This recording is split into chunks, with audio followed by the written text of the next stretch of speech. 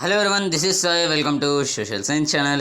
మనం ఈరోజు class 10th social స్టడీస్లో హిస్టరీలో chapter 5 print culture and the modern world ఏదైతే చాప్టర్ మనం మొదలు పెట్టినామో ఆ చాప్టర్ని మనం కంప్లీట్ అవుతున్నాం అనమాట. అంటే ఈ వీడియోతో మనకు ఈ చాప్టర్ అనేది కంప్లీట్ అవుతుంది అనమాట.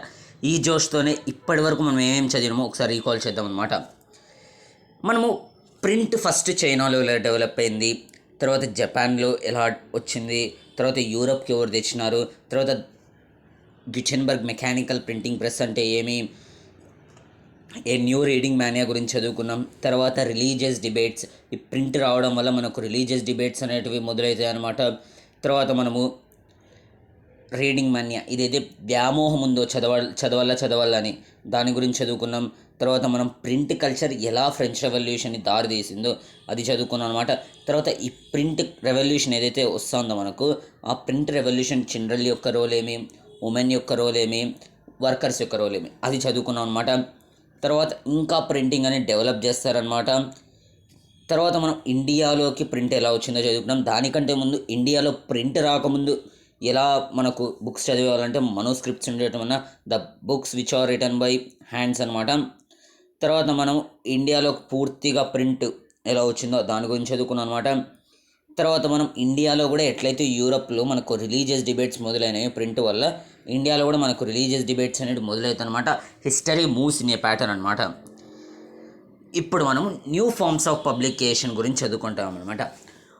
న్యూ ఫార్మ్స్ ఆఫ్ పబ్లికేషన్ అంటే ఇప్పుడు ప్రింట్ అనేది మనము వివిధ రకాలుగా వాడతాం అనమాట. అంటే ప్రింట్ ఇప్పుడు కేవలము న్యూస్ పేపర్స్ కోసం కాదు, ఐడియాస్ని ప్రజల వరకు తీసుకొని వెళ్ళడం కోసము, సమాజంలో జరుగుతున్న కుట్రల్ని తీసుకొని పోవడము, అలాగే స్టడీస్కి సంబంధించిన విషయాలు పబ్లిష్ చేయడము, ఇలా ప్రింట్ అనేది వివిధ రకాలుగా వాడినారనమాట. Printing created an appetite for new kinds of writing. Print అనేది కొత్త ఆలోచనలను రాసేకి సహాయం అనేది చేసిందనమాట. ఇప్పుడు నాకేదో ఒక ఆలోచన అనేది వచ్చిందనమాట. ఆ ఆలోచన ప్రజల వరకు చేరాలంటే అది ప్రింట్ వల్ల జరిగేదన్నమాట. As more and more people could now read, they wanted to see their own life experiences, emotions and relationships reflected in what they read. ఇప్పుడు అందరూ లిటరేట్ అవ్వడం వల్ల, ఓకేనా, అందరు లిటరేట్ అవ్వడం వల్ల మోర్ అండ్ మోర్ పీపుల్ చదువుతున్నారు. ప్రింట్స్ బుక్స్ కావచ్చు, నవల్స్ కావచ్చు, ఏవో ఒకటి. అలా చదవడం మొదలుపెట్టినాక వాళ్ళు చదివేది దేని గురించి ఉండాలి అని వాళ్ళు ఆశిస్తున్నారు తెలుసా. వాళ్ళ చుట్టుపక్కల జరిగే విషయాల గురించి వాళ్ళు ఎక్కువగా చదవడం కోసం ఆసక్తి చూపిస్తున్నారు అనమాట. అంటే అదే కదా మన ఇండియన్ సైకాలజీ.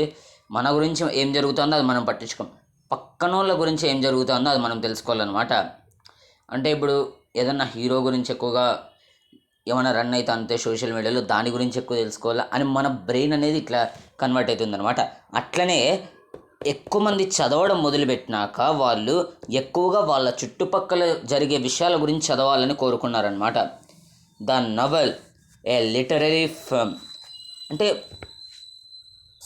మనకు రచనల్లో నవల్ కూడా ఒక రకం అనమాట. ఎట్లయితే మనం తెలుగు చదివేటప్పుడు ప్రక్రియలు చదువుతాం చూడండి, గేయం ప్రక్రియ, ఖండకావ్యం ప్రక్రియ, కథానిక ప్రక్రియ అని, అలా లిటరేచర్లో మనకు నవల్ అనేది ఒక ఫామ్ అనమాట. అర్థమైందా? Which had developed in Europe. మనకి ఇది యూరప్లో డెవలప్ అయిందనమాట. Ideally క్యాటర్డ్ to this need. అలాగే యూరప్లోనే మనకు ఎక్కువగా ఇది డెవలప్ అయిందనమాట. అలాగే అక్కడ నీడ్ కూడా ఉందన్నమాట. ఎందుకు నీడ్ అంటే నవల్స్ ద్వారా మనకు ఎంటర్టైన్మెంట్ అనేది జరిగేదన్నమాట పీపుల్కి. It soon acquired distinctively Indian forms and styles. అది ఆ నవల్స్ ఏదైతే నవల్స్ రాయడం ఉందో అది ఆ టైపు మనకు ఇండియా వరకు చేరిందనమాట. ఇండియాకు చేరినాక ఆ నవల్ అనేది ఇండియన్ కల్చర్గా ఎలా రాస్తామో, ఇండియన్ లాంగ్వేజ్లో ఎలా రాస్తామో దాని ప్రకారం మారిపోయిందనమాట. అంటే అక్కడ మనకు వేరే భాషలో రాసేవాళ్ళు, అర్థమవుతుందా, యూరోప్లో. కానీ ఇప్పుడు ఇండియాకి వచ్చినాక మన భాషలో మనం రాస్తాం అనమాట. అంటే మన స్టైల్లో మనం ప్రింట్ చేస్తాం అనమాట. అర్థమైందా? అంటే ట్రెండ్ ఫాలో అవ్వు, ట్రెండ్ సెట్ చేయాలన్నమాట. For readers it opened up new world's of experiences and gave a vivid sense of the diversity of human lives. ఆ నవెల్స్ రావడం వల్ల ఇప్పుడు ఎవరైతే చదువుతారో పుస్తకాలు రీడర్స్ ఎవరైతే ఉంటారో వాళ్ళకు కొత్త ఎక్స్పీరియన్సెస్ రావడం మొదలైందనమాట. అంటే కొత్త విషయాలు చదవడం మొదలుపెట్టినారనమాట ఆ నవెల్స్ వల్ల. అంటే వాళ్ళ యొక్క హ్యూమన్ లైఫ్స్లో కొత్త విషయాల గురించి చదవడం మొదలుపెట్టినారనమాట వాళ్ళు. ఇది మనకు ఒక ఫార్మ్ ఆఫ్ పబ్లికేషన్ అనమాట నవల్ అనేది. క్వశ్చన్ వస్తుంది, what are the new forms of publication అని మీరు క్లియర్గా కరెక్ట్గా రాయాల్సి ఉంటుందన్నమాట. ఫస్ట్ది వచ్చేసి నవల్ అనమాట. సెకండ్ది వచ్చేసేమో చూద్దాం. Other new literary forms also entered the world of reading, lyrics, short stories, essays about social and political matters. ఎలాగైతే నవల్ అనేది ఒక లిటరరీ ఫామ్, అలాగే ఇంకొన్ని లిటరరీ ఫామ్స్ అనేవి వచ్చినాయి అన్నమాట. అవి మనకు లిరిక్స్ గురించి కావచ్చు, షార్ట్ స్టోరీస్ గురించి కావచ్చు, ఎస్సేస్ కావచ్చు, లేకుంటే సోషల్ అండ్ పొలిటికల్ మ్యాటర్స్ గురించి కావచ్చు. అటువంటి కొన్ని లిటరరీ ఫామ్స్ అనేవి మనకు వచ్చినాయి అన్నమాట. In different ways they reinforced the new emphasis on human lives and intimate feelings about the political and social rules and shaped such things.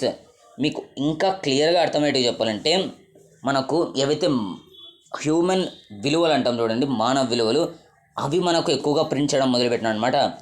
అర్థమైందా? ఇది మనకు సెకండ్ ఫార్మ్ ఆఫ్ పబ్లికేషన్ అనొచ్చు అనమాట. By the end of the 19th century a new visual and culture was taking shape. అంటే మనకు 19th century రావడంతో ఇండియాలో కూడా మనకు ఇలా పిక్చర్స్ని ప్రింట్ చేయడం మొదలుపెట్టినారనమాట.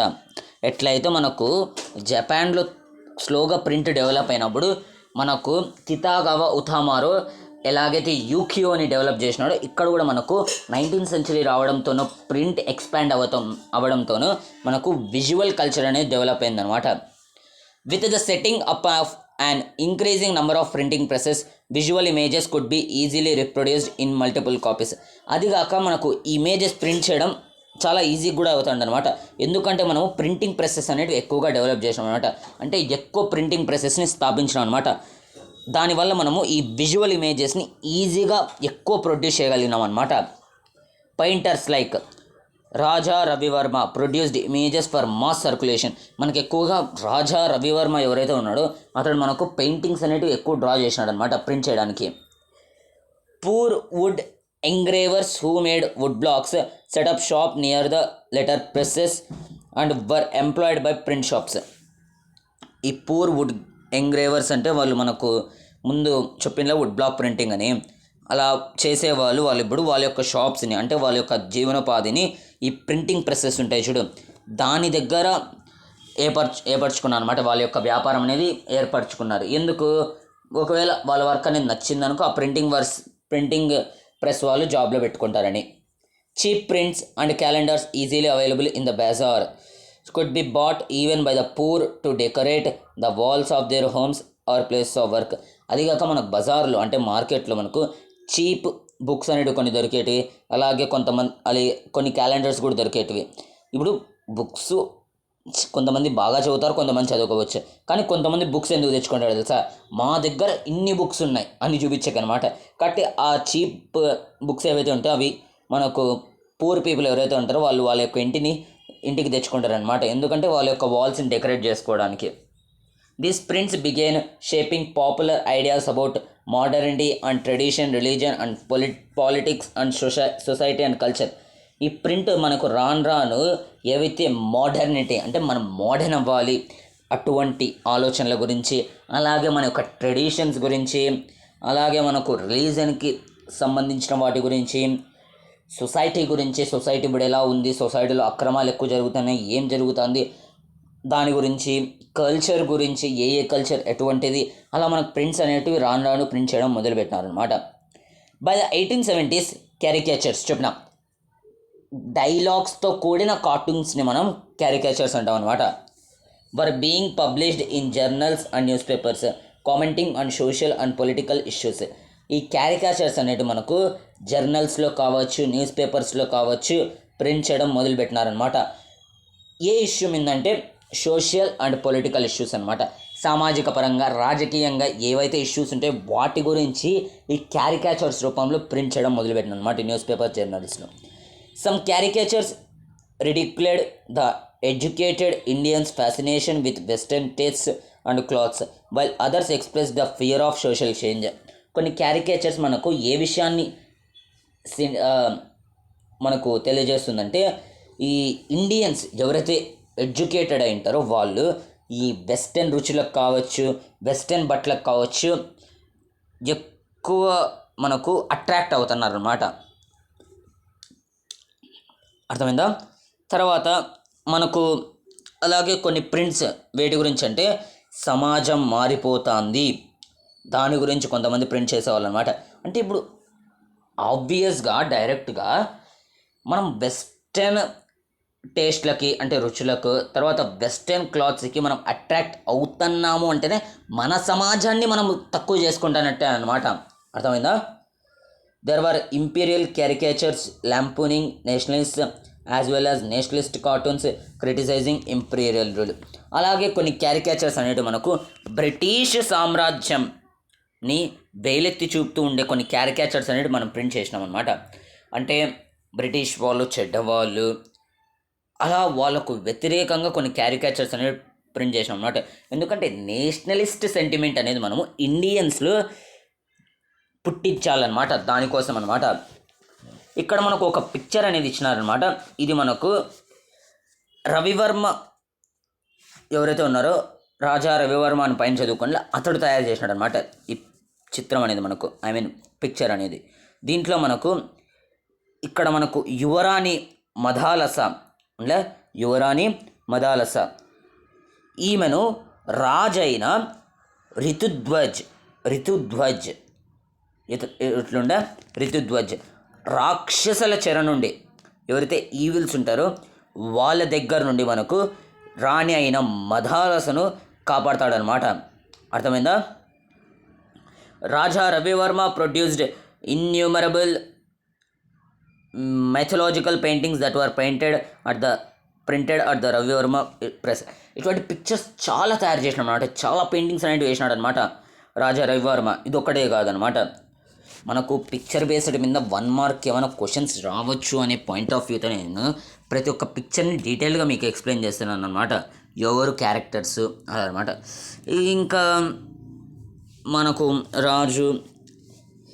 రాజా రితుధ్వజ్ మదాలసను కాపాడేసరికి ఏమన్నా పెళ్లి చేసుకుంటుందేమోనని ఫ్లోటింగ్ అనేది మొదలుపెట్టినాను అనమాట.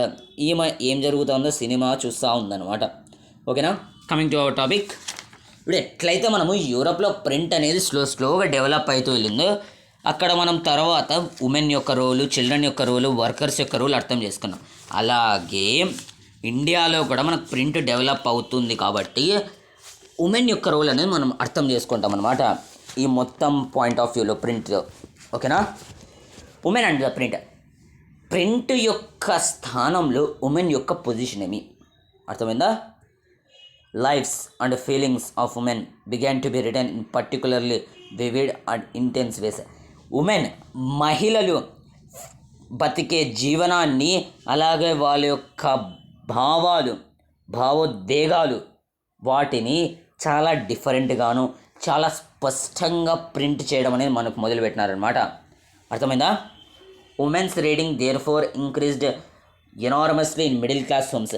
అదిగాక ఉమెన్ ఎవరైతే మిడిల్ క్లాస్ హోమ్స్లో ఉంటారో వాళ్ళు ఎక్కువగా చదవడం మొదలుపెట్టినారనమాట. Liberal husbands and fathers began educating their women folk at home. ఎవరైతే రిచ్ హస్బెండ్స్ ఉంటారో అలాగే రిచ్ ఫాదర్స్ ఉంటారో వాళ్ళు తమ యొక్క ఉమెన్ని ఇంటికే టీచర్స్ని పిలిపించి చదివించేవాళ్ళు అనమాట. అంటే అప్పుడు మనకి ఎక్కువగా ఎడ్యుకేషన్ అనేది అంత లెవెల్లో లేదనమాట. అంటే మనకి ఎక్కువగా ఉమెన్ని స్కూల్కి పంపించేవాళ్ళు కాదనమాట. ఒకవేళ ఎవరైనా పంపించినారనుకో ఒక వివిధ రకంగా చూసేవాళ్ళు అనమాట సొసైటీలో. అందుకు కొంతమంది రిచ్ పర్సన్స్ ఎందుకు బయటకు పంపించాలని ఇంటికే టీచర్స్ని పిలిపించి మనకు చెప్పించేవాళ్ళు అనమాట. కానీ స్లోగా ఎప్పుడైతే ఉమెన్ స్కూల్స్ అనేటివి సిటీస్లో కావచ్చు, టౌన్స్లో కావచ్చు ఏర్పడినాయో మిడ్ 19th సెంచరీలో, అప్పుడు ఈ లిబరల్ హస్బెండ్స్ అలాగే ఫాదర్స్ కూడా తమ యొక్క ఉమెన్ని స్కూల్స్కి పంపించడం మొదలుపెట్టినారనమాట. అలాగే మనకు ఎక్కువ జర్నల్స్ ఈ ఉమెన్కి సంబంధించిన రైటింగ్స్ ఏవైతే ఉన్నాయో వాటిని పబ్లిష్ చేసిందనమాట. అలాగే మనకు ఆ రైటింగ్స్ వల్ల ఒకటి ఎక్స్ప్లెయిన్ చేయాలనుకున్నారనమాట. ఎందుకు మహిళల్ని మనం చదివించాలి అనే ఇంపార్టెన్స్ మనకు అర్థమయ్యేట్టుగా చెప్తున్నారు అనమాట. They also carried A syllabus and attached suitable reading matter which could be used for home based schooling. అదిగాక మహిళలు చదివే ఎడ్యుకేషన్ ఏదైతే ఉందో దాంట్లో ఎక్కువగా వాళ్ళు హౌస్ కీపింగ్ ఎలా చేయాలో దాని గురించిన ఇన్ఫర్మేషన్ అనేది మనకు ఎక్కువగా ఉండేది అనమాట. అర్థమైందా? But not all families were liberal. అంటే మనకు అప్పటి సమయంలో అన్ని కుటుంబాలు మహిళల్ని చదివించినారా అంటే లేదనమాట. కొంతమంది చదివించినారు, కొంతమంది చదివించలేదన్నమాట. కన్జర్వేటివ్ హిందూస్ అంటే హిందూ రిలీజన్లో ఎవరు టాప్ మోస్ట్ ఉంటారో వాళ్ళ గురించి అనమాట. వాళ్ళు ఆ conservative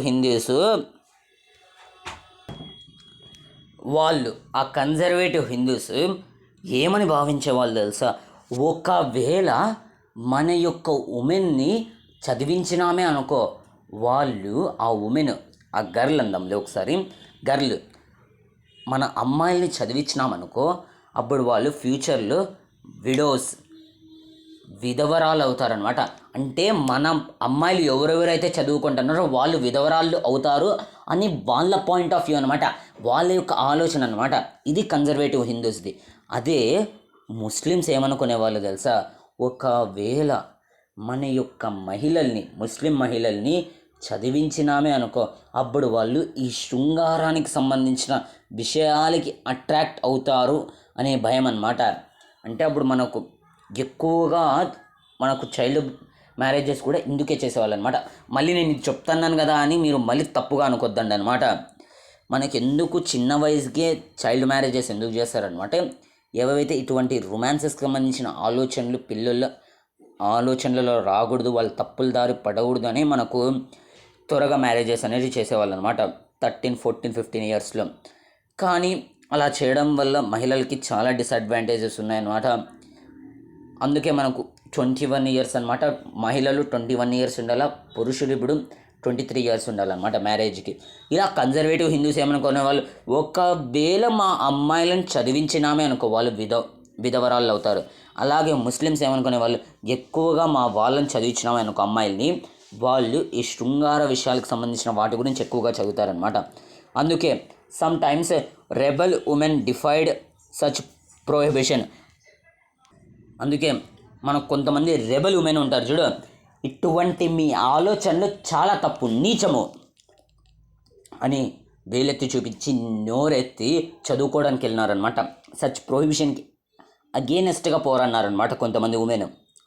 We know the story of a girl in conservative Muslim family of North India who secretly learned to read and write in Urdu.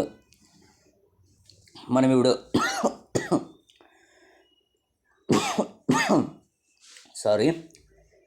ఇప్పుడు ఒక గర్ల్ స్టోరీ అనమాట. ఇది మనకు లాస్ట్ ఇయర్ బుక్స్లో ఇచ్చినారనమాట. I mean 9th class 8th క్లాస్లో కూడా మనకు ఈ స్టోరీ అనేది ఉందన్నమాట. అంటే మనకు ఒక గర్ల్ అనమాట, ముస్లిం ఫ్యామిలీ నుండి, కన్జర్వేటివ్ ఫ్యామిలీ నుండి నార్త్ ఇండియాకు చెందిన అమ్మాయి అనమాట. ఆ అమ్మాయి మనకు ఉర్దూలో రాయడము చదవడం నేర్చుకుంటుందన్నమాట. కానీ వాళ్ళ యొక్క ట్రెడిషన్ ప్రకారం అది తప్పనమాట. కానీ మామూలుగా ముస్లిమ్స్ ఉర్దూలోనే కదా మాట్లాడేది, చదివేది. అంటే ఇది మనకు ఇప్పటి టైం కాదు, అప్పటి టైం అనమాట. అప్పుడు మనకు ముస్లిమ్స్ అరబిక్లో మాట్లాడేవాళ్ళు అనమాట. ఎక్కువ మంది, మోస్ట్ ఆఫ్ ది ముస్లిమ్స్ మనకు అరబిక్లో మాట్లాడేవాళ్ళు అనమాట. అర్థమైందా? కానీ ఈ అమ్మాయికి ఈ అరబిక్లో చదవడం అన్న ఖురాను, రిలీజియస్ గ్రంథం, మత గ్రంథం, అది చదవడానికి కొంచెం ఇబ్బంది అయ్యేదనమాట. అందుకే ఆ అమ్మాయి ఉర్దూ నేర్చుకుందనమాట. ఆ అమ్మాయికి ఉర్దూ చదవడం ఈజీ అనిపించింది అనమాట. అంటే మన యొక్క పాయింట్ ఆఫ్ వ్యూలో చూసుకున్నాం అనుకోండి, మనకు హిందీ చదవడం కష్టం, కానీ సాంస్క్రిట్ చదవడం ఈజీ అనమాట. అర్థమైందా? అట్లా అనమాట. Her family wanted her to read only the Arabic Quran which she did not understand. చెప్పిందా? తమ యొక్క ఫ్యామిలీ కూడా, ఆ అమ్మాయి యొక్క ఫ్యామిలీ కూడా, నువ్వు ఖురాన్ని అరబిక్లోనే చదవాలి, ఉర్దూలో చదవకూడదు అని ఫోర్స్ చేసేవాళ్ళు అనమాట. So she insisted on learning to read a language that was her own. కాబట్టి ఆ అమ్మాయిని బలవంతం చేసినారనమాట అరబిక్ నేర్చుకోమని. ఇట్లాంటి మనకు కొన్ని ఎగ్జాంపుల్స్ అనేవి ఇచ్చినారనమాట ఉమెన్వి. ఖచ్చితంగా అడగచ్చు what is the role of women in print అని. అప్పుడు మీరు ఆ పైన కొంచెం స్టోరీని రాసి తర్వాత ఈ కొన్ని ఎగ్జాంపుల్స్ వస్తాయి. ఇప్పుడు కొంతమంది ఉమెన్ యొక్క పేర్లు అనేవి వస్తాయన్నమాట. వాళ్ళ గురించి రాస్తే మీకు బాగా మార్క్స్ అనేవి పడతాయి అన్నమాట. ఇప్పుడు మనము చదువుదామన్నమాట. ఈస్ట్ బెంగాల్ అంటే మనం ఏదైతే ఇప్పుడు బంగ్లాదేశ్ అని చదువుతామో ఆ బెంగాల్ అనమాట. అది మనకు 1905 స్వదేశీ మూమెంట్ వల్ల డివైడ్ అవుతుంది అనుకోండి, అది వేరే కథ. In the early 19th century, Raj Sundari Devi, A young married girl in a very orthodox house hold, learn to read in the secrecy of her kitchen. మనకు ఈస్ట్ బెంగాల్ అంటే బంగ్లాదేశ్ అనుకోవచ్చు అనమాట. ఆ బంగ్లాదేశ్లో మనకు ఒక మహిళ అనేది ఉందన్నమాట, రాజ్ సుందరి దేవి. అర్థమవుతుందా? ఆ అమ్మాయి మనకు మ్యారీడ్ గర్ల్ అనమాట, యంగ్ మ్యారీడ్ గర్ల్ అనమాట. చెప్పిందా అప్పుడు చైల్డ్ మ్యారేజెస్ అనేవి జరిగేటని. ఒక ఆర్థోడాక్స్ హౌస్ హోల్డ్కి వెళ్ళిందనమాట. అంటే వాళ్ళ యొక్క రిలీజియన్లో అగ్రకులానికి చెందిన ఇంటికి పోయిందనమాట పెళ్లి చేసుకొని. కానీ ఆ అమ్మాయికి చదవాలని ఆశ ఉందన్నమాట. అందుకు సెక్రసీ అంటే సీక్రెట్ అనమాట. సీక్రెట్గా కిచెన్లో చదవడం మొదలుపెట్టిందనమాట. Later she wrote her autobiography Amar Jiban. తర్వాత కొంచెం చదువుకున్నాక ఆ అమ్మాయి రాజ్ సుందరి దేవి అని ఒకసారి మనం గుర్తుపెట్టుకుందాం. రాజ్ సుందరి దేవి తన యొక్క ఆటోబయోగ్రఫీ అమర్ జీవన్ అనే పేరుతో పబ్లిష్ చేసిందనమాట 1876లో.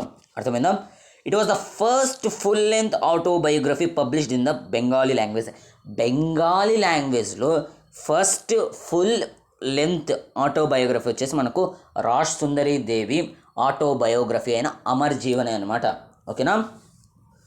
Since social reforms and novels had already created great interest in women's lives and emotions, there was also an interest in what women would have to say about their own lives. మనకు ఈ novels వల్ల, social reforms వల్ల మనకు women యొక్క లైఫ్స్లో కావచ్చు, ఎమోషన్స్లో కావచ్చు కొంచెం change అనేది తెచ్చిందనమాట. వాళ్ళ యొక్క ఇష్టాలను కూడా పురుషులు గౌరవించాలి అనే అవేర్నెస్ మనకు సొసైటీలో క్రియేట్ అయిందనమాట.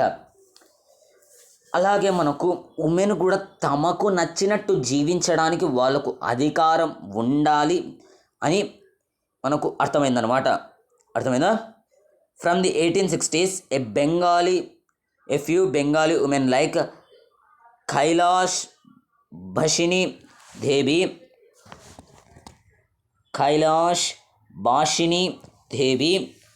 wrote books highlighting the experiences of women, about how women were imprisoned at home, kept in ignorance, forced to do hard domestic labor, and treated unjustly by the very people they served. మనకు 1860sలో కొంతమంది Bengali women like Kailash భాషిని దేవి, ఈమె కూడా మనకు famous writer అనమాట.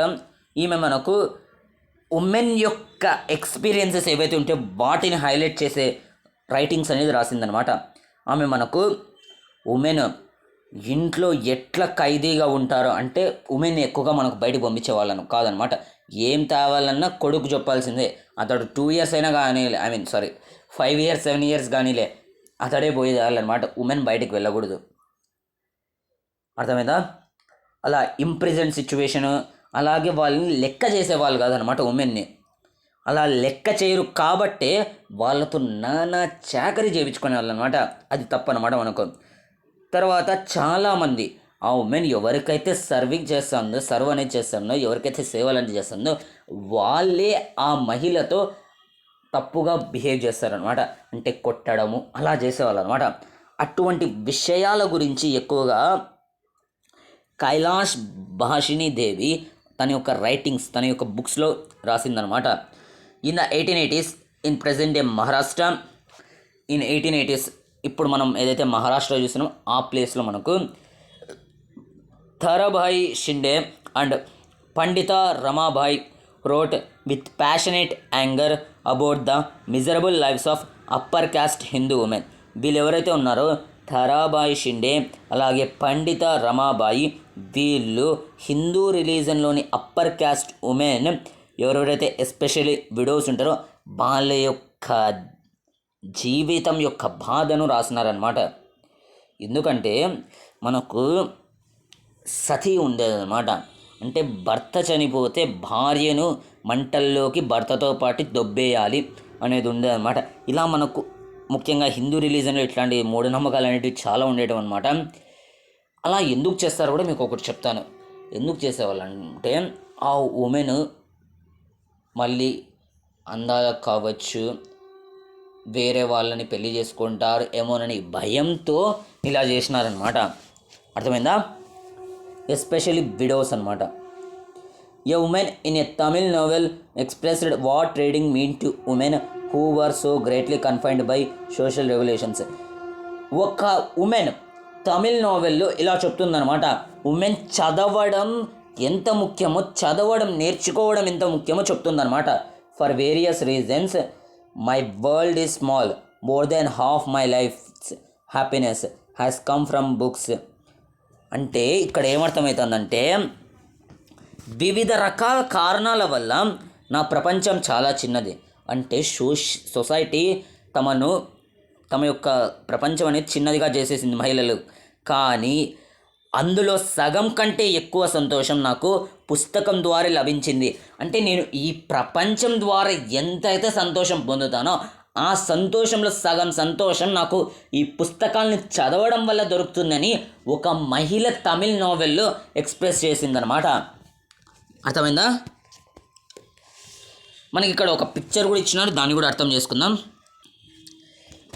The cover page of Indian Charivari. Charivari అంటే మనకు అప్పుడు most famous publication అనమాట. అంటే ఎట్లయితే ప్రింట్స్లో రకరకాల కంపెనీస్ ఉన్నాయో అట్లాంటి కంపెనీస్లో ఒకటి ఇండియన్ చెరివారి అనమాట. ఎట్లయితే మనకి ఇప్పుడు newspapers the Hindu, the Indian news, the Indian today, the India today అట్లాంటివి ఏవైతే ఉన్నాయో అట్లాంటి న్యూస్ అన్నమాట. The Indian Charivari was one of the many journals of caricature and satire published in the late 19th century. సెటైర్లు వేయడంలోనూ అలాగే క్యారికేచర్స్ని ఇంత రూపకల్పనతో print చేయడంలోనూ మనకు ఈ ఇండియన్ చెరివారి చాలా ఫేమస్ అనమాట. Notice that the imperial British figure is positioned right at the centre. మనకి ఇక్కడ బ్రిటిష్కి రూపంగా మనకు ఇక్కడ ఒక ఆఫీసర్ని కూర్చోబెట్టినారనమాట. He's authoritative and imperial. అతడి దగ్గర అధికారం అనేది ఉందన్నమాట. అతడు క్రూరవంతమైన ఆఫీసర్ అనమాట. Telling the natives what is to be done. ఈ పక్కన కూర్చున్న వాళ్ళందరూ ఇండియన్స్ అనమాట. మీరు ఏం చేయాలో అని ఆ బ్రిటిష్ ఆఫీసర్ చెప్తాడనమాట. The natives sit on either side of him servile and submissive. వాళ్ళు కూడా సరే అని తల ఊపుతూ పక్కన కూర్చున్నారనమాట. The Indians are being shown a copy of Punch, the British journal of cartoons and satire. You can almost hear the British master same. మనకు ఇండియన్స్కి ఒక కాపీ ఆఫ్ పంచ్ అనేది చూపిస్తాడనమాట ఆఫీసర్. ఏమని, this is the model produce Indian versions of it. ఇది ఒక model అనమాట, ఇది ఒక ప్లాన్ అనమాట. ఇకపై నుండి ఈ ప్లాన్ ప్రకారం ఇండియన్స్ ఫాలో అవ్వాలి, ఇండియన్స్ ఇలాగే ఉండాలి, ఇలాగే వినాలి, ఇలాగే బ్రతకాలి అనే ప్లాన్ అనమాట. అది మనకు పిక్చర్లో డిపిక్ట్ చేస్తున్నారు అనమాట. అర్థమైందా? While Urdu, Tamil, Bengali and Marathi print culture had developed early, Hindi printing began seriously only from the 1870s. మనకి ఈ ప్రింటింగ్లో ఈ లాంగ్వేజెస్ అన్ని ప్రింట్స్ చాలా త్వరగానే డెవలప్ అయినాయి. ఉర్దూ కావచ్చు, తమిళ్ ప్రింటింగ్ కావచ్చు, బెంగాలీ ప్రింటింగ్ కావచ్చు, మరాఠీ ప్రింటింగ్ కావచ్చు, ఇవి మనకు త్వరగానే డెవలప్ అయినాయి. కానీ హిందీ ప్రింటింగ్ ఏదైతే ఉందో అది కొంచెం మనకు స్లోగా డెవలప్ అయిందనమాట. Soon a large segment of it was devoted to the education of women. ఏ లాంగ్వేజ్లో ప్రింట్ చేసినా ఎక్కువ ప్రింట్స్ మనకు ఏ ఇన్ఫర్మేషన్ ఇస్తాను తెలుసా, ఏం కంక్లూజన్ ఇస్తాను తెలుసా, ఉమెన్ని మనం ఎడ్యుకేట్ చేయాలి అనమాట. అర్థమైందా? In the early 20th century, journals written for sometimes edited by women became extremely popular. మనకు ఎక్కువ 20th సెంచరీలో, అర్లీ 20th సెంచరీ అంటే స్టార్టింగ్ 20th సెంచరీలో మనకు జర్నల్స్ ఎక్కువగా ఉమెన్ కోసము, అలాగే ఆ జర్నల్స్ కూడా ఉమెన్తోనే ఎడిటింగ్ చేయించేవాళ్ళనమాట. అవి మనకు ఎక్కువగా పాపులర్ అనేది అనమాట. ఆ జర్నల్స్ మనకు వేటి మీద డిస్కస్ చేస్తుందంటే ఉమెన్స్ ఎడ్యుకేషన్ మీద, అలాగే విడోహుడ్ అంటే విడో యొక్క లైఫ్, విధవరాలు యొక్క జీవితం ఎలా ఉంటుందో దాని గురించి, అలాగే remarriage and the national movement. మనకు విడోస్ ఎవరైతే ఉంటారో వాళ్ళు మళ్ళీ పెళ్లి చేసుకోవాలి, ఎవరైతే యంగ్ ఏజ్లో ఉంటారో, మళ్ళీ ఎవరైతే కొంచెం 45 years అట్లా ఉంటారు చూడండి, వాళ్ళు మళ్ళీ పెళ్లి చేసుకోకూడదు అనమాట. అర్థమైందా? విడో రీమ్యారేజ్, అలాగే నేషనల్ మూమెంట్ని, అటువంటి ఇంపార్టెంట్ విషయాల గురించి మనకు జర్నల్స్ అనేది ఫేమస్ అయినాయి అనమాట. Some of them offered household and fashion lessons to women and brought entertainment through short stories and serialised novels. అంటే మనకు కొన్ని నవెల్స్ అలాగే కొన్ని జర్నల్స్ అనేటివి household and fashion lessons, అంటే హౌస్లో మనం వస్తువుల్ని ఎలా పెట్టాలి, ఎలా నీట్గా పెట్టాలి, హౌస్ని ఎలా క్లీన్ చేయాలి, ఏ బట్టని ఏ సోప్తో ఉతకాలి, అలా వాటి గురించి కొన్ని పబ్లిష్ చేసేవాళ్ళు అనమాట. ఎంటర్టైన్మెంట్ కోసము కొన్ని సీరియల్స్ యొక్క స్టోరీలు పబ్లిష్ చేయడం, అలా మనకు కొన్ని పబ్లిష్ చేసేవాళ్ళు అనమాట జర్నల్స్లో. In Punjab too a similar folk literature was widely printed from the early 20th century. అలాగే మనకు పంజాబ్లో 20th century మొదలైనాక ఒక ఫోక్ లిటరేచర్ని పబ్లిష్ చేయడం మొదలు పెడతారనమాట. Ram Chaddha published the fast selling Stri Dharm విచార్, స్త్రీ కాదు అది స్త్రీ ధర్మ విచార్, ఓకేనా. రామ్ చెడ్డా ఎవరైతే ఉన్నారో పంజాబ్ వ్యక్తి, పంజాబీ, అతడు మనకు స్త్రీ ధర్మ విచార్ అనేది మనకు పబ్లిష్ చేస్తాడనమాట. దాంట్లో మనకు ఉమెన్కి టీచ్ చేస్తాడనమాట. ఆ బుక్ ద్వారా మనకి ఉమెన్కి టీచ్ చేస్తాడు. ఏమని? ఒబీడియంట్ వైఫ్స్ అంటే భార్యలు ఎలా నడుచుకోవాలి భర్త దగ్గర, అటువంటి విషయాల గురించి ఆ బుక్లో ఉంటుందన్నమాట. స్త్రీ ధర్మ విచార్, అర్థమైందా? The Khalsa tract society published cheap booklets with a similar message. మనకి ఏవైతే ఖాల్సా సొసైటీ ఏదైతే ఉందో ఆ సొసైటీ కూడా మనకు ఇటువంటి టాపిక్తో కూడిన బుక్లెట్స్నే పబ్లిష్ చేసింది అనమాట, చీప్ బుక్లెట్స్ని. Many of these were in the form of dialogues about the qualities of a good women. కానీ మనకు దీంట్లో అది స్త్రీ ధర్మ విచార కావచ్చు, లేకుంటే ఖాల్సా ట్రాక్ట్ సొసైటీ కావచ్చు, దాంట్లో మనకు ఎక్కువగా డైలాగ్స్తో కూడిన మనకు విషయం అనేది ఉండేదన్నమాట. గుడ్ ఉమెన్ క్వాలిటీకి సంబంధించినవి డైలాగ్స్ రూపంలో ఉండేటివి అనమాట. ఎందుకంటే మన వాళ్ళకి డైలాగ్స్ అనేవి కొంచెం బాగా అర్థమవుతాయి అనమాట. In Bengal and entire area in central Calcutta the Battala was devoted to the printing of popular books. మనకి ఎక్కువగా ఆల్మోస్ట్ ఎక్కువ క్యాల్కతాలో ప్రింట్ చేసిన బుక్స్లో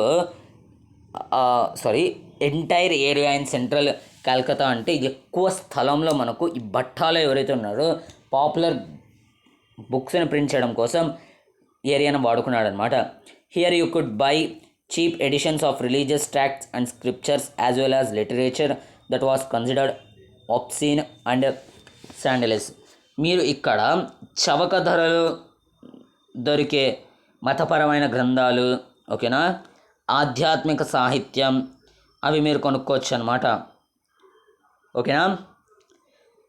అలాగే అశ్లీలమైన అంటే అసభ్యంగా భావించబడే సాహిత్యం కూడా లభిస్తుందన్నమాట, అంటే రొమాన్స్కి సంబంధించినవి వాటి గురించి అనమాట, ఓకేనా. By the late 19th century a lot of these books were being profusely illustrated with woodcuts and colored lithographs. 19వ శతాబ్దం మనకు మొదలైనప్పటి నుండి ఈ పుస్తకాలు అనేటివి మనకు చెక్క అచ్చులతో లేకోకుంటే, అంటే మనకు బుక్స్ ఏవైతే ఉంటాయో ఫ్రంట్ పేజెస్ వాటిని చెక్క అచ్చులతో లేకోకుంటే రాతి అచ్చులు అంటాం,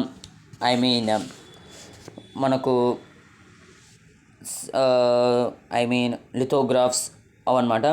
తర్వాత పెడ్లర్స్ చెప్పిన మనకు బుక్స్ని ఊర్లకి సైకిల్లో తిరుగుతూ అమ్మేవాడిని పెడ్లర్స్ అంటాం అనమాట. ఈ పెడ్లర్స్ మనకు బట్టాల పబ్లికేషన్స్ని హోమ్స్ ఇంటి వరకు తీసుకుపోయినారు అనమాట.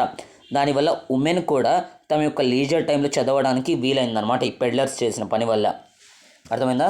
ఇక్కడ మనకు ఒక పిక్చర్ అనేది ఇచ్చినారనమాట, టాప్ పిక్చరు. ఇక్కడ మనకు ఇదేమి సిగ్నిఫై చేస్తుందంటే ఘోర్ కలియుగం యొక్క నిజస్వరూపం. ఇక్కడ మనకు ఆర్టిస్ట్ ఏం చెప్పాలనుకున్నాడంటే భార్య తన మొగుడిని ఎలా కంట్రోల్ చేసిందంటే మొగుడు తన యొక్క సొంత అమ్మకే ఒక అనిమల్ లాగా ఈడ్చుకుపోతాడనమాట. అర్థమైందా? అలా మొగుడి తల మీదకి ఎక్కి తాండవం ఆడుతుందన్నమాట. అర్థమైందా? మొగుడిని అలా కంట్రోల్ చేస్తుందన్నమాట మహిళ. అలాగే కింద పిక్చర్లో మనకి ఏమర్థమవుతుందంటే and Indian couple black and white woodcut అనమాట. ఇది మనకు ఒక Indian couple black and white woodcut అనమాట. దీంట్లో మనకు స్త్రీ మనకు హుక్క పొగ పిలుస్తుంటుందన్నమాట, సిగరెట్ అనుకోవచ్చు. కానీ ఇక్కడ పర్సన్ ఎవరైతే ఉంటారో హస్బెండ్, అతడు మాత్రము వీణా అనేది ప్లే చేస్తాడనమాట. సంస్కృతి అర్థమైందా? వీణా అనేది ప్లే చేస్తాడనమాట.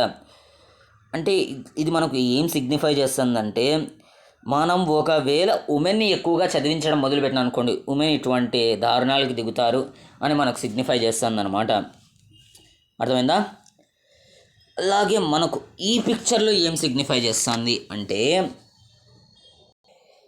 ఈ పిక్చర్లో మనకు యూరోపియన్ కప్పులు కనబడిస్తారనమాట. వీళ్ళు చైర్స్లో కూర్చొని ఉంటారనమాట. ఇది మనకు 19th century వుడ్ కట్ అనమాట. దీంట్లో మనకు పిక్చరు ట్రెడిషనల్ ఫ్యామిలీ రోల్స్ని సజెస్ట్ చేస్తుంది అనమాట. ఇక్కడ మనకు అంటే యూరప్ ట్రెడిషన్ అనమాట, ఇండియన్ ట్రెడిషన్ కాదు. ఇక్కడ సాహిబ్ ఎవరైతే దొర ఉన్నాడో అతడు మనకు చేతిలో లిక్కర్ బాటిల్ పట్టుకున్నట్టు కనబడిస్తుంది అనమాట. కానీ మేమ్ సాహబ్ ఎవరైతే ఉన్నారో ఆమె వయోలిన్ వాయిస్తుంది అనమాట. అంటే యూరప్ ట్రెడిషన్ అనేది మనకి ఇట్లుంటుంది అనమాట. ఇప్పుడు ఈ ప్రింట్లో మనకు ఉమెన్ యొక్క రోల్ ఏదో అర్థం చేసుకున్నాం కదా.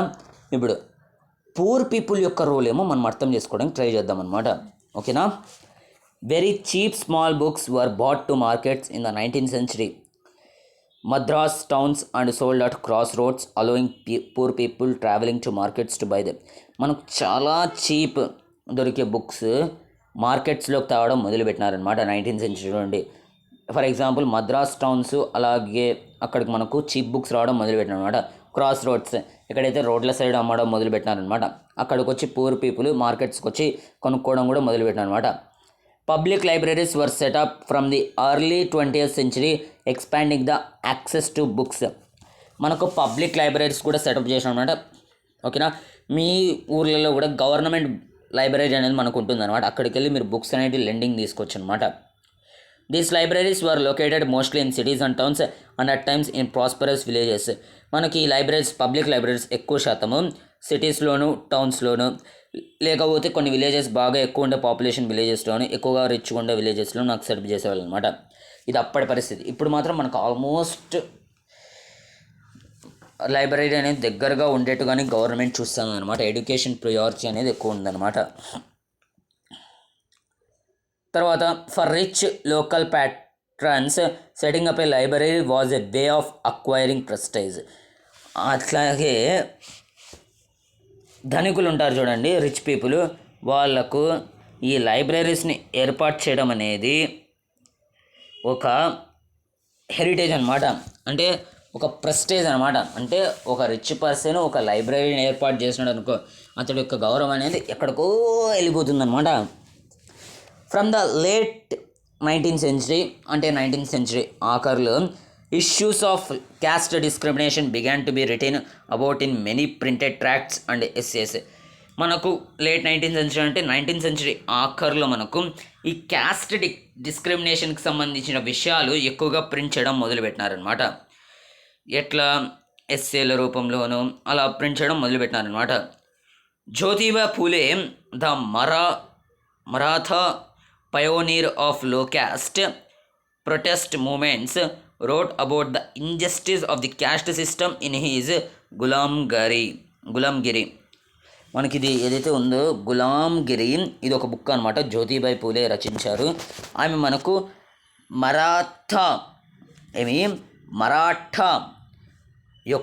మరాఠా దాంట్లో మనకు లో క్యాస్ట్ ఉమెన్ అనమాట.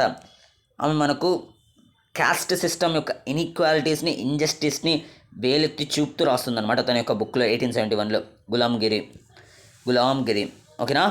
In the 20th century, B R Ambedkar in Maharashtra and E V Ramaswamy Naicker in Madras, better known as Periyar Ramaswamy Naicker అని మనం చదువుకున్నాం సివిక్స్లో కూడా, wrote powerfully on caste and their writings were read by people all over India. ఈవి రామస్వామి నాయకర్ లేదా పెరియర్ రామస్వామి నాయకర్ మద్రాసులో, అలాగే బిఆర్ అంబేద్కర్ మహారాష్ట్రలో, వీళ్ళు మనకు ఎక్కువగా క్యాస్ట్ మీద అలాగే క్యాస్ట్కి సంబంధించిన వాటి గురించి ఎక్కువగా రాసేవాళ్ళు అనమాట, లో క్యాస్ట్ వాళ్ళకి సంబంధించి. అదేగాక వాళ్ళు రాసే విషయాలు ఎక్కువగా ప్రజలు కూడా ఎక్కువగా ఆసక్తి చూపించేవాళ్ళు అనమాట, ఎక్కువ మంది చదివేవాళ్ళు అనమాట. Local protest movements and sects also created lot of popular journals and tracts criticising ancient scriptures and envisioning a new and just future. అలాగే కొన్ని లోకల్ ప్రొటెస్ట్ మూమెంట్స్ కావచ్చు, అలాగే కొంతమంది గ్రూప్ ఆఫ్ పీపుల్ వాళ్ళు కూడా ఈ ఏన్షియంట్ కల్చర్, ఎస్టాబ్లిష్ అయిన కల్చర్ని వేలెత్తి చెప్తూ, దాంట్లోని లోపాలని వేలెత్తి చెప్తూ, వీటిని అన్నింటినీ మనం మూఢనమ్మకాలుగా భావించి వీటిని ఫాలో అవ్వకూడదు, మన యొక్క ఫ్యూచర్ని మనమే రీరైట్ చేసుకోవాలి అనే సత్యాన్ని తెలుపుతున్నాయి అన్నమాట. Workers in factories were to over work and lacked the education to right much about their experiences. ఎక్కువ మంది వర్కర్స్ మనకు ఎందుకు రాయలేకపోయినంటే, వాళ్ళ యొక్క రైటింగ్స్ ఎందుకు మన దగ్గర లేవు అంటే, వాళ్ళకు రాసే సమయం లేదనమాట ఓవర్ వర్క్ వల్ల ఫ్యాక్టరీస్లో. బట్ కాశీ బాబా కానీ సమయం దొరక్కపోయినా కాన్పూర్ మిల్ వర్కర్ చెప్పిన ఆటా మిల్లులో కానీ లేకోకుంటే మనకు మిల్స్లో పనిచేసే వాళ్ళని మిల్ వర్కర్ అంటాం అనమాట. అతడు కాశీబాబా అతడు మనకు పబ్లిష్ చేస్తాడనమాట చోటే ఔర్ బడే కా సవాల్ ఇన్ 1938. ఇది తన యొక్క బుక్ పేరు అనమాట. దాంట్లో మనకి ఏముంటుందంటే లింక్ అనేది ఉంటుందన్నమాట between caste and class exploitation. అంటే అప్పర్ క్యాస్ట్ లోయర్ క్యాస్ట్ని ఎలా క్రూరంగా కంట్రోల్ చేస్తానో దాని గురించి సంబంధించిన ఇన్ఫర్మేషన్ అనేది మనకు ఉంటుందన్నమాట. The poems of another Kanpur mill worker who wrote under the name of Sudarshan Chakr between 1935 and 1955 were brought together and published in a collection called సచ్చి కవిత్యాన్. అలాగే మనకు ఇంకొక కాన్పూర్ మిల్ వర్కరు అతడు మనకు పోయమ్స్ రావడం మొదలు పెడతాడనమాట.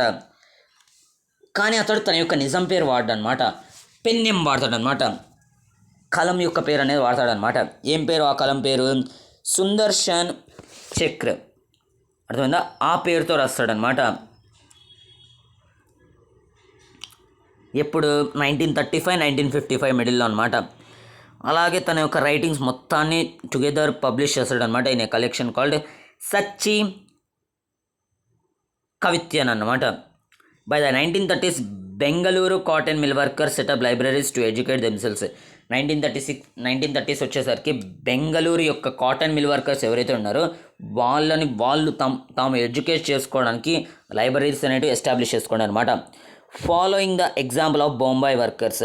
బొంబాయిలో ఫస్ట్ మనకు ఇట్లా జరుగుతుందన్నమాట. దాన్ని ఫాలో అయితే బెంగళూరు కాటన్ మిల్ వర్కర్స్ కూడా చేస్తారనమాట. This or sponsored by social reformers who tried to restrict excessive drinking among them to bring literacy and sometimes to propagate the message of nationalism. మనకు దీన్ని ఎక్కువగా స్పాన్సర్ చేసే వాళ్ళు వచ్చేసి సోషల్ రిఫార్మర్స్ అనమాట. ఇలా అన్న వాళ్ళు చదువుకోవడం మొదలు పెడితే వాళ్ళు తాగుడికి ఎవరైతే బానిసలై ఉన్నారో వాళ్ళు మానుతారు, అలాగే వాళ్ళలో ఎడ్యుకేషన్ అనేది పెరుగుతుంది, అలాగే మెసేజ్ ఆఫ్ నేషనలిజం ఏదైతే ఉందో అది స్ప్రెడ్ అవుతుంది అనే ఊహలతో మనకి ఇలా అనేది చేసినారనమాట. అర్థమైందా? లక్ష్మీకాంత్ బేజ్ బరుహు. ఇది గుర్తుపెట్టుకోండి, మనకి బిట్టుగా అడగడానికి ఎక్కువ ఛాన్స్ ఉంది. ఇతడు ఫేమస్ అనమాట మనకు. He was a doyen of Assamese literature. ఆధునిక అస్సామీ సాహిత్యంలో ఇతడు ప్రముఖుడు అనమాట. ఎవరెవరు? Burhi Aair Sadhu grandma's tales is among his notable works. He penned the popular song of Assam, O Mor Apunar Desh, O my beloved land, నా ప్రియమైన భూమి, అదనమాట. గుర్తుపెట్టుకోండి. బురిహి బుడి అయ్యర్ సాధు ఇదొకటి. అలాగే ఓ మోర్ అపునర్ దేశ్ ఇదొకటి అనమాట. ఎవరు వీటిని రచించిన వాళ్ళు అంటే లక్ష్మీకాంత్ బేజ్బరుహు అనమాట. ఓకేనా. ఇప్పుడు కేవలం ప్రింట్ చేయడమే కాదు, మనం ఒకవేళ ప్రింట్ అనేది ఎవరైనా చేయొచ్చు అనే అధికారం ఇచ్చినామనుకో మనకేం జరుగుతుంది తెలుసా, ప్రింట్లో చెడ్డమైనవి కూడా రాయొచ్చు, చెడ్డమైనవి కూడా ప్రింట్ చేయొచ్చు అనమాట.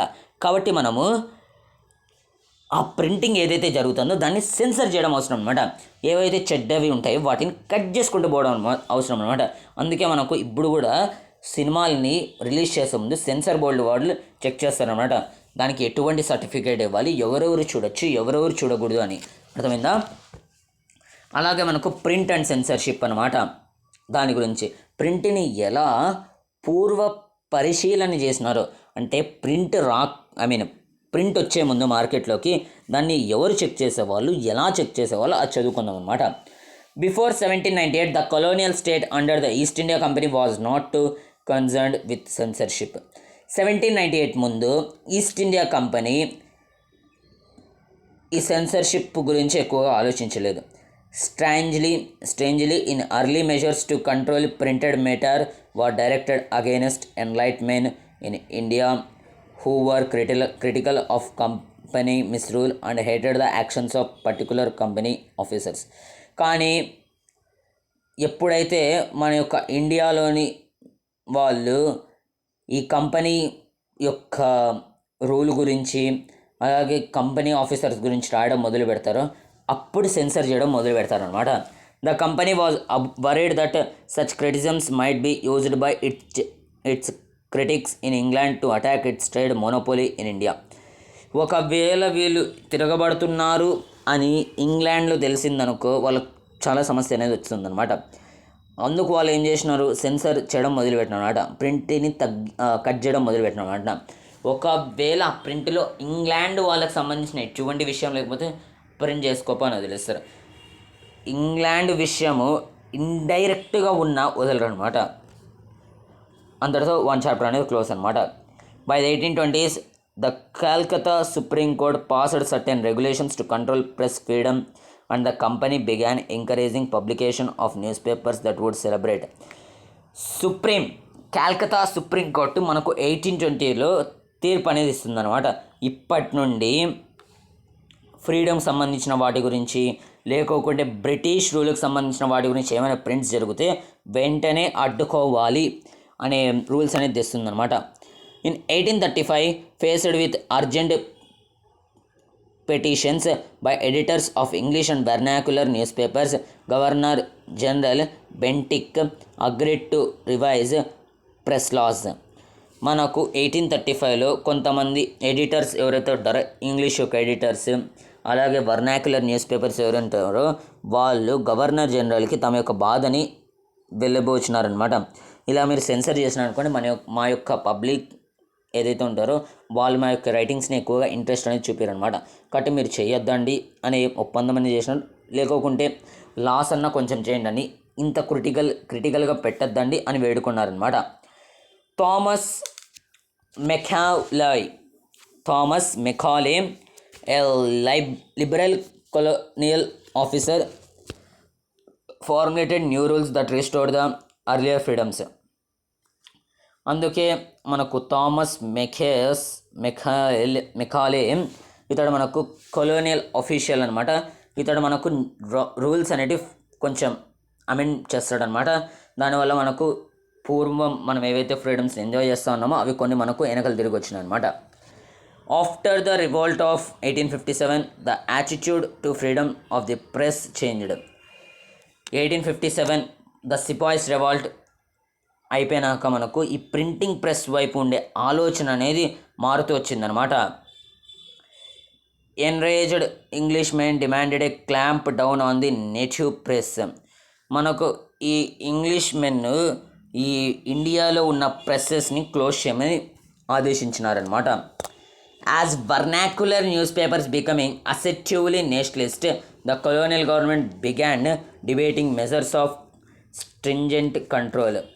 మనకి వర్నాక్యులర్ న్యూస్ పేపర్స్, లోకల్ లాంగ్వేజ్లో ప్రింట్ అయ్యే న్యూస్ పేపర్స్ ఎక్కువగా నేషనలిస్ట్ మూమెంట్ని స్ప్రెడ్ చేస్తున్నాయి అని తెలుసుకున్నప్పుడు కొలోనియల్ గవర్నమెంట్ వాటిని ఆపేందుకు చాలా కఠినమైన నిర్ణయం అనేది తీసుకున్నారన్నమాట. ఏం నిర్ణయం అంటే 1878లో మనకు ద వర్నాక్యులర్ ప్రెస్ యాక్ట్ అనేది మనకు ఇష్యూ అవుతుంది అనమాట, పాస్ అనేది అవుతుంది అనమాట. దేని బేసిస్ మీద? ఐరిష్ ప్రెస్ లాస్ మీద పాస్ అవుతుంది అనమాట. దీనివల్ల మనకు ఎక్కువ రైట్స్ అనేవి ఉంటాయి అన్నమాట గవర్నమెంట్ దగ్గర. ఎందుకోసము?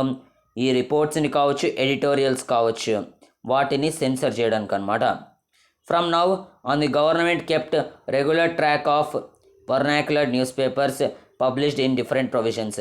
ఇప్పటి నుండి గవర్నమెంట్కి హక్కు ఉంటుందన్నమాట.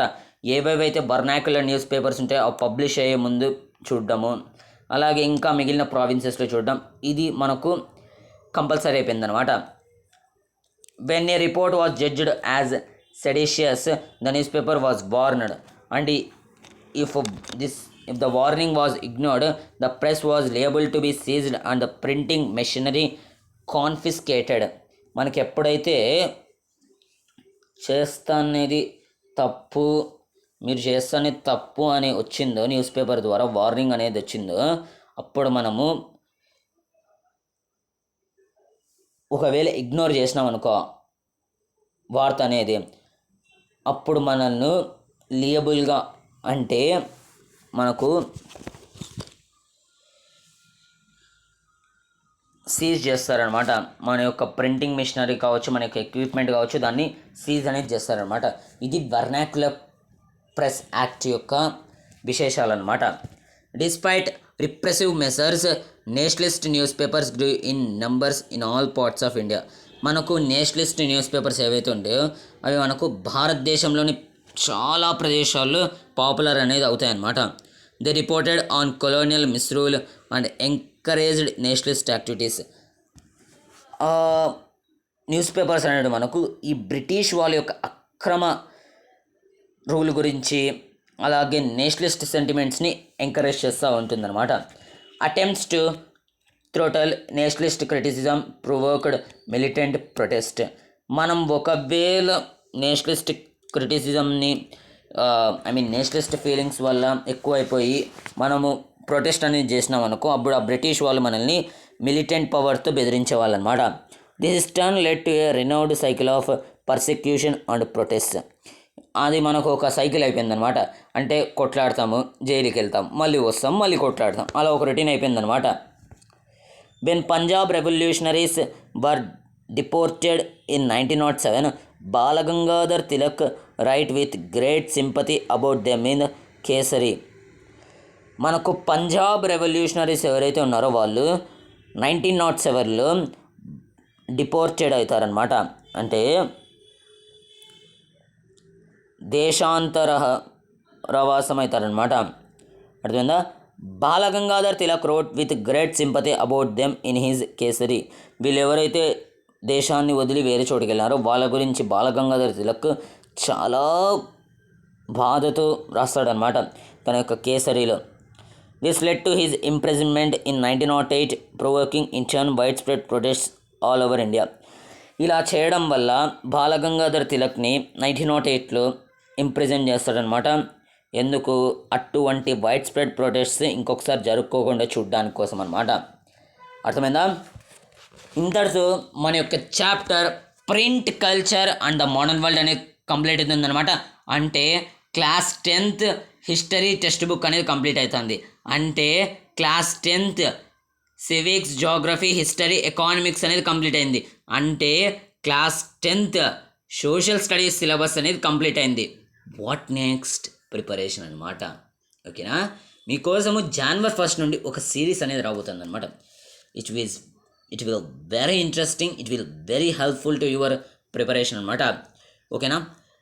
మాకు మీ నుంచి ఎటువంటి సహాయం అవసరం లేదనమాట. కేవలం మీరు చేసే ఒక లైక్, మీరు చేసుకునే ఒక సబ్స్క్రైబ్ అనమాట. అవే మాకు 1000 ఏనుగుల మోటివేషన్ అనేది ఇస్తుందన్నమాట. ఇటువంటి వీడియోస్ చాలా చేయడానికి మీకు ఎంతగానో హెల్ప్ అవ్వడానికి అనమాట. అర్థమైందా? ఈ వీడియోలో ఎక్స్ప్లెయిన్ చేసిన టాపిక్స్ మీకు బాగా అర్థమైతే వీడియోని లైక్ చేయండి, మీ ఫ్రెండ్స్ అండ్ ఫ్యామిలీ మెంబర్స్కి షేర్ చేయడం అసలు మర్చిపోద్దండి అనమాట. ఓకేనా? నిజంగా అర్థమైతే వీడియోని లైక్ చేయండి, ఛానల్ని సబ్స్క్రైబ్ చేసుకోండి. డౌట్స్ ఉంటే కామెంట్ బాక్స్ని పగలగొట్టండి, డౌట్స్ క్లారిఫై చేస్తానన్నమాట. ఓకేనా? Stay connected, keep learning with social science channel.